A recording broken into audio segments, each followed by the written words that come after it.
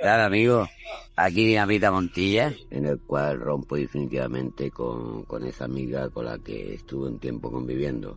Un abrazo para todo el mundo. Chao. Bye bye. It was in the summer of 2023 that 42-year-old Esther Estapa disappeared while traveling across Spain. But the thing is, she was not alone. At the time, Esther was traveling with a TikToker that she had only recently met. And when her family started to receive haunting phone calls from that TikToker, well, they knew that something was wrong. You see, Montilla knew all too well that Esther was missing. In fact, he was the only one who claimed to know where she had last been seen. And when he made more and more effort to insert himself into the search, all while documenting his every move on TikTok, Esther's family couldn't help but feel like he must know something more. Now, the police seemed calm enough. However, when Esther's family did a quick Google search, they found something that officers seemed to miss.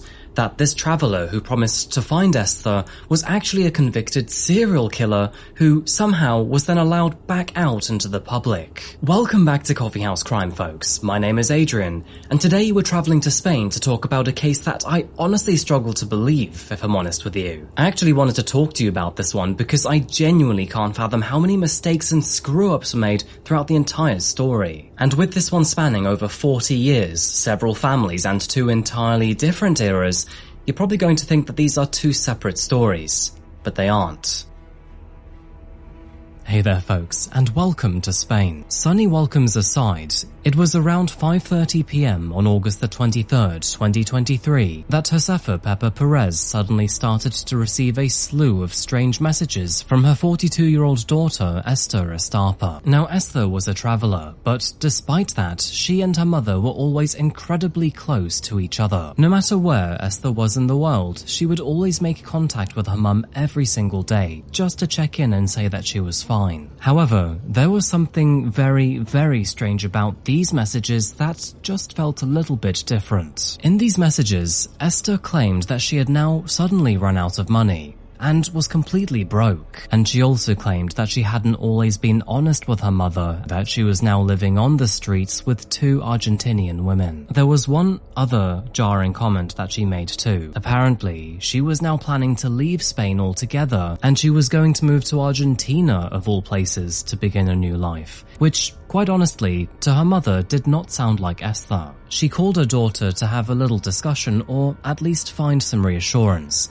However, every single time she called her mobile phone, there was no answer. She tried again and again and again, but unfortunately, with each and every attempt, her call would remain without an answer. Now knowing that something was clearly up, Pepper even asked Esther to send a voice message or appear on video call, even if just for a brief moment. Basically, just anything that would prove it was actually her typing those text messages and nobody else. However, as you can likely imagine, Esther never replied. Unsure of what to do, Pepper called her other daughter, of course that being Esther's sister, Raquel. Being both younger and a little more savvy with social messaging apps, maybe Raquel could shed some light on the situation. And when Pepper asked Raquel if she had heard from Esther, the answer was also no. After doing a little investigating, Raquel also realized the exact same thing, that the spelling from Esther was unusual, the language felt strange, and the words simply did not sound like Esther. In fact, by now, Raquel was certain that this was not her sister. Throughout the evening, more and more messages came through, with each one containing even stranger and unusual spelling mistakes. They would also spot several other phrases that Esther would not normally ever use. And then, just as they got extremely suspicious and all of a sudden, those messages stopped, and Esther's phone was then switched off, never to be called again. Now, Esther was already known to live quite the nomadic lifestyle, and so it wasn't unusual for her to drop off the face of the earth. But this, it felt very different. She had already spent several years traveling from one place to another, and rarely would settle anywhere for too long. It was essentially just who she was to keep moving. So yes, at least geographically speaking, Esther had a habit of disappearing for a while. But the thing is that she would never actually vanish from her family online. Regardless of where she was or what was happening in her life at the time, she would always find the time to message her mother. And so, now that all of a sudden she had not only vanished, but vanished just after sending a slew of very strange messages, well, it's no surprise that Pepper panicked and then contacted the police to report her as missing. However, there was one problem here. You see, Esther was a 42-year-old adult woman, and if she wanted to disappear, she had the right to do so. With that said, officers initially suggested that maybe she just simply disappeared voluntarily. Basically, in other words, they told her mother to just chill out. Now, of course, both Pepper and Raquel kind of understood their reasoning, but that didn't explain the spelling mistakes, strange language, or why Esther refused to speak to them. And being honest, it also didn't explain why someone who previously would contact her mother every single day had now suddenly switched off her phone, never to return again. So, with that said, officers slowly and begrudgingly started the task of looking into who precisely Esther was. 42 years old at the time that she disappeared, those who knew Esther described her as affectionate, cheerful, and always in motion. She had always been close to her mother, and according to her family, it was rare to see her without a smile on her face. And it turns out that Esther came from a large, tight-knit family too. In 2013, she decided to leave Seville and begin exploring on her own. At the time, her family were worried about her and her decision to travel, and they also seemed to struggle to understand why she was so determined to leave her old life behind. But the truth is, that is just who Esther was. She was filled with wanderlust, and she wanted to see what else was beyond home. She wanted to meet new people, find new hobbies, and experience life in a more broad sense. And so, over the years that followed, Esther moved from one place to another and rarely stayed still. I think the longest time she would ever stay in one place was 12 months, and for her, even that was pushing it. Now, for Esther, she was free. However, for her mother Pepper, it was more like a constant source of anxiety. She kind of worried that maybe her daughter was depressed, or maybe she was even running away from something. Because, let's be honest, some people do only travel to be away from their problems. And so, no matter how far Esther traveled, Pepper would always keep a close eye on her daughter, making sure that the two of them would speak or at least message every single day. Unfortunately, over those years, Esther's time away from the family would also be patchy at times, because according to her family, one of her more recent relationships had become severely abusive. And I'm not talking about name-calling or small stuff here, but actual imprisonment. Apparently, her previous boyfriend would keep her locked inside their home with the blinds closed, and whenever he left the house, he would leave without leaving her a key or an easy way to escape. So essentially, Esther had found herself to become a prisoner to some pig in an unfamiliar country. Her family also claimed that he would regularly assault her, burn her with cigarettes, and had even thrown her across the room. And when her family tried to intervene, not only would the abuse escalate, but he would also reportedly threaten multiple members of her family. It was in the year 2022 that her partner was finally arrested on charges of domestic violence. Esther was then taken to a women's shelter in Alicante, where, at least in theory, she would finally be somewhere safe. But it turns out that life inside that shelter was difficult for her too, because with strict sleep schedules, rules, and very little freedom, it basically felt as though she had escaped from one prison just to find herself in another. And so, I guess it's no surprise to learn that Esther left as soon as she could. It was shortly after that Esther traveled to the town of Mutsamel, where she then attended a medieval fair and met a man named Marcelo. The two immediately connected, and apparently what followed was a whirlwind romance. Over the course of the next few months, they traveled around together, but unfortunately, they eventually began to grow apart. And it was during one of those final meetings together that Esther told Marcelo that she had actually recently met somebody else. Not a romantic partner, by the way, but a traveler, someone that she could now go alongside with. From what Esther had told Marcelo, apparently this man was someone who documented his journeys on TikTok and would walk long distances across the country.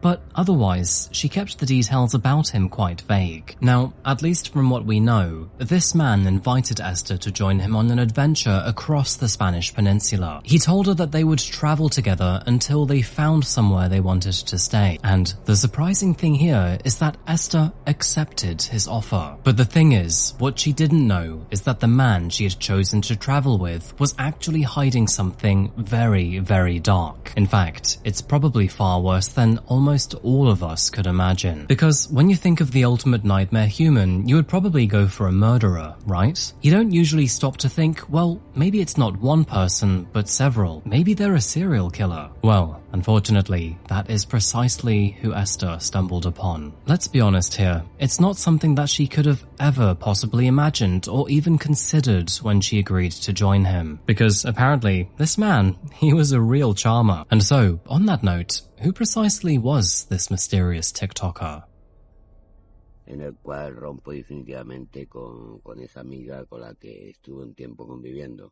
The man's name was Jose Jurado Montilla. Born in 1961 in the rural district of Campanalas in the outskirts of Malaga, Montilla spent much of his childhood in the rugged Spanish countryside, and it turns out that eventually he would use that to his advantage on social media. Using the name Dynamiter Montilla, of course that meaning Dynamite Montilla, he had accrued several thousand followers on TikTok, where he would record himself on his long-distance walks across Spain. He would mostly present himself as this free-spirited traveler, kind of like a wandering lover of nature who would happily explore isolated trails, meet strangers along the way, and then sleep under the stars. And so, to his followers, Dynamiter Montilla was simply an adventurer. However, as you already know by now, behind that facade was a horrible person, because not only was he plagued with extreme violence and had spent decades behind bars, but he had a history so terrible that you will wonder how on earth he was ever allowed back out into the public. Now, we will return to that in a short while, but for now, what I want you to remember here is that while in the middle of his TikTok growth, Montilla had been traveling alongside Esther at the time that she disappeared. And according to her mother Pepper, it was on September the 8th, that being 2 weeks after Esther disappeared, that she then suddenly received a telephone call from Montilla himself. Now, in this phone call, Montilla explained that he had met Esther at the women's shelter in Alicante. It was in that moment that the two apparently became friends and then eventually started traveling around Spain together, beginning in Alicante before then walking across the region until they reached the coastal city of Gandia. Montilla claimed that police had contacted him 3 days prior on September the 5th to ask if he knew where Esther was and if she was still with him. That is when he told officers that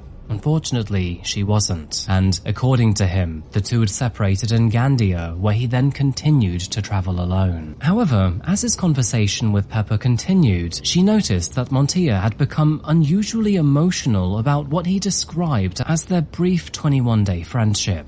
And what she found quite creepy is how he told her that, apparently, he had never met anyone quite like her before. He spoke about the long, meaningful conversations that they shared while walking together, and admitted that, despite knowing her for less than a month, he actually still thought about her quite often. In other words, those 21 days had been truly unforgettable to him. Of course, it's not out the realm of the ordinary to wonder if maybe he had just called Pepper because he was simply concerned about Esther. I mean, she was missing after all, right? But the thing is, when he called Pepper again a few days later, there was something different about his behavior. In fact, she was quick to realize that something just seemed off. The really strange thing here is that Montilla seemed to be determined to place himself at the very center of her investigation. And it wasn't in a subtle way either, because he seemed to ask a lot of paranoid questions. Things like how the police search was progressing. Had they discovered anything? Were they any closer to finding her? And could someone else maybe be involved? Pepper was honest with Montilla, and she told him that they were still looking into the case because, quite frankly, police officers had no idea about what had happened yet. However, she did also explain to him that the case now seemed to be being transferred to the homicide division in Alicante. And here's the other weird thing, because Montilla had recently claimed that apparently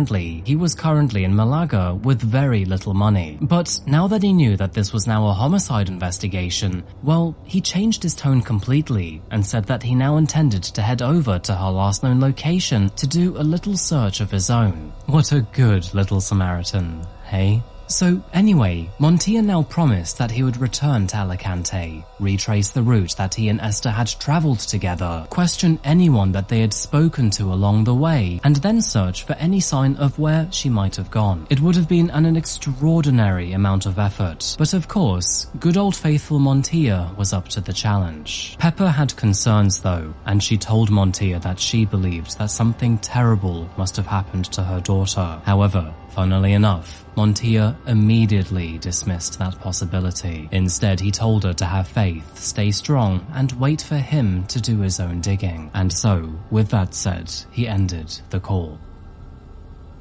Slowly but surely, the police who were doing their own formal investigation started to retrace Esther's movements and actions. And as it turns out, most of their early information would actually come from Montilla himself. You see, to begin with, Montilla had actually sent Pepper Esther's contact list. According to him, she had recently placed her SIM card inside his phone, which caused several of her numbers to save onto his mobile. Shortly after, Pepper passed the screenshot directly to investigators, and among the names on that list were two of Esther's friends named Miguel and Vanessa. There was no actual way that officers could have contacted Miguel or Vanessa without Montilla's information, but of course, with thanks to his screenshots, they could. And so, when police contacted Vanessa and Miguel, they explained that Esther had in fact stayed at their home for around 20 days before leaving Alicante during the summer of 2023. And after the police contacted Vanessa, well, that actually prompted her to begin her own small investigation too. It was shortly after Pepper mentioning that Montilla had his own active TikTok account that Vanessa started to work her own way through his videos one by one, hoping that somehow she might find something that could help explain her disappearance. Now, at least initially, the account did actually seem useful. Montilla documented almost everything about him, including where he traveled, who he met, the places he slept, and more recently, his own efforts to find Esther. She would even admit that at first, she kind of found his videos interesting. However, over time, and the longer that she watched, the more uncomfortable that she became. You see, there was something about Montilla that didn't quite sit right with her. It was something about his expression, she thought. Something in his eyes that made him feel, well, not so harmless after all. And that is when she found one specific video. It was in this video that Montilla casually talked about an argument that he had with someone a few years prior, claiming that he had, quote, smashed someone's face in and knocked out their teeth. It was in that moment that she realized that, all of a sudden, this family-friendly illusion was actually fake. That this wasn't an older man simply wandering across Spain while filming his adventures, but instead was an angry, violent, real piece of work. And the more that Vanessa watched these videos, the more that she began to wonder whether the person Montilla presented to the world was actually nothing more than a facade. I wonder where we have seen that before, folks. And it was when she found those videos of him claiming that apparently he had spent many romantic nights in that bush with Esther that she truly became disgusted. Estoy pensando que estamos en la víspera de San Valentín. Y precisamente hace un rato he colgado un vídeo.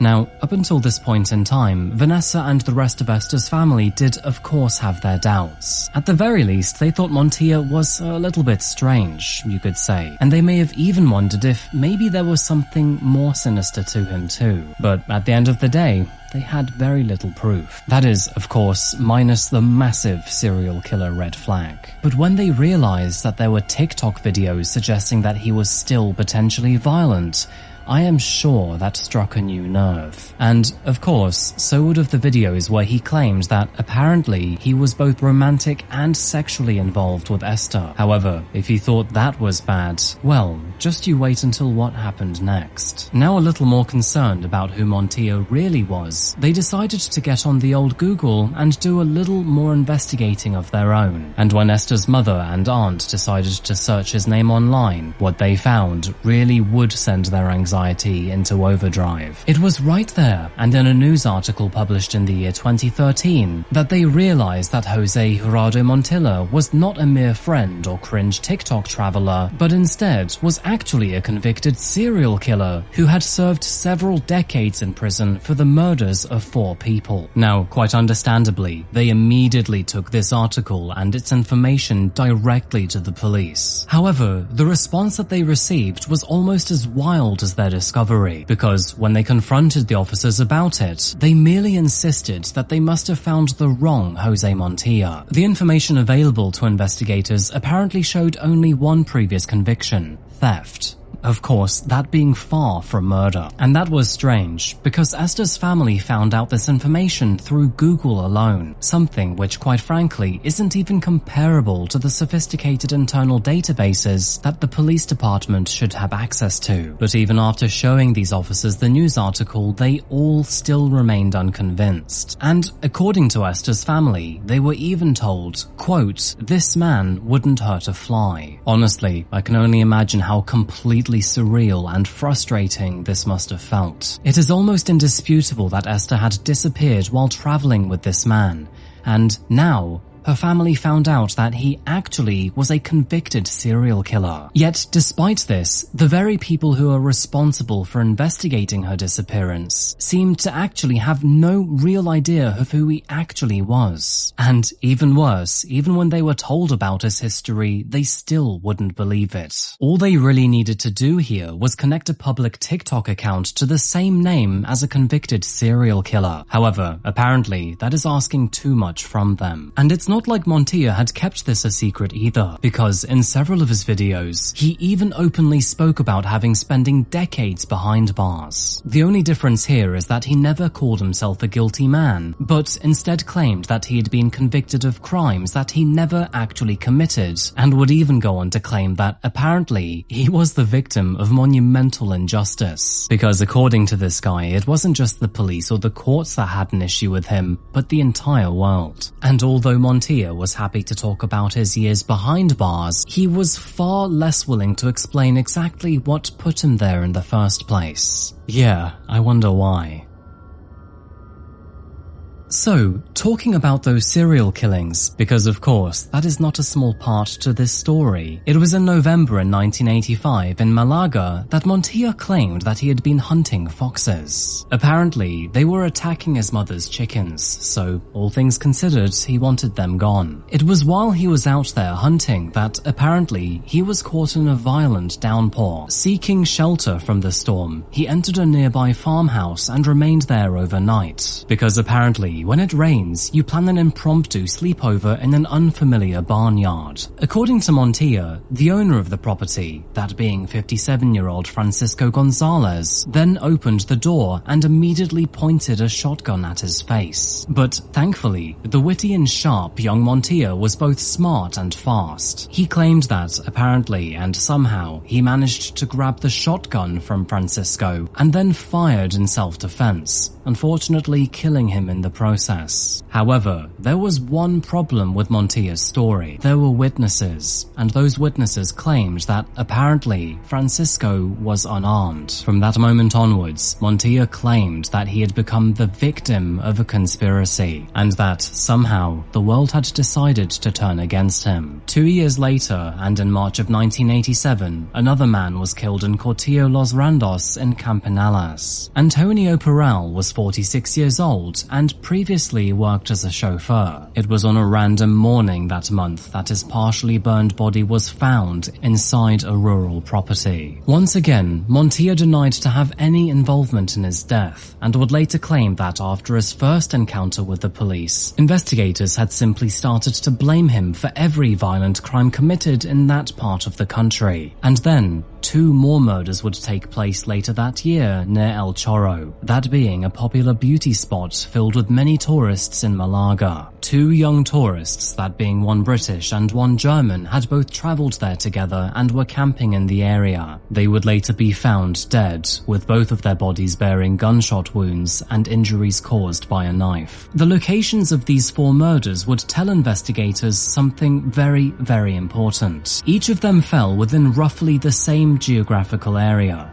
and they all seemed to share very familiar characteristics. Because not only were they all in isolated and rural places, but with thanks to his TikTok videos, all of them were places that Montilla knew extremely well. Not only that, but it also appeared that all of the victims were approached with very little chance of anyone else witnessing what happened. Of course, excluding the first one, where actually there were witnesses. It was on May the 4th, 1987, that being around 2 years after Francisco's murder, that Montilla was finally arrested near a train station in Elora. Several months later, Montilla was then convicted of all 4 of those murders, before then being sentenced to 123 years in prison. So, case closed and throw away the key, right? Well, the horrifying thing here is that Montilla would only serve 28 of those 123 years. And the reason for it is extremely infuriating. Under Spain's former sentencing system, prisoners who were serving multiple sentences were still subjected to a maximum period of actual imprisonment, meaning that those 123 years was actually a maximum of 30. In addition to this, the so-called parrot doctrine later changed how reductions for good behavior and prison work were calculated, applying them across each individual sentence rather than against the maximum term itself. It basically meant that some of Spain's most serious offenders would remain behind bars for considerably longer. However, in 2013, the European Court of Human Rights ruled that the doctrine could not be applied retroactively to prisoners whose offences and original sentences predated that change. The court basically found that doing so had violated protections under Article 7 concerning punishment without law, as well as Article 5 concerning liberty and security. So, reducing all of that mumbo-jumbo for you, the short of it is that Spanish courts were therefore required to recalculate the release dates of affected prisoners. And in Montilla's case, the ruling reportedly brought his release forward by around 2 years in total. So, in December of 2013, and after serving 28 years for the murders of 4 people, Jose Gerardo Montilla actually walked free. Again, that is 28 years after murdering 4 people in total, meaning that he essentially served 7 years for each person he killed. By May of 2024, and despite now knowing that Montilla may have actually murdered her daughter, Esther's mother was still cleverly and discreetly in contact with him. She made the decision to never directly accuse Montilla, but instead listened carefully to every word, comment, and conversation that came from him. She was doing this, of course, hoping that maybe, eventually, he would accidentally expose a lie. And Montilla continued to ask her about the investigation too, and every time he did, Pepper would give him the same exact answer, that apparently the police still knew absolutely nothing at all. It turns out that Esther's family would also speak to him on several occasions. However, as you can imagine, each and every conversation would leave him angry, depleted, and deeply unsettled. You can't blame them either, because not only were they being asked to remain friendly with a convicted serial killer, but also with someone who very likely murdered their own daughter.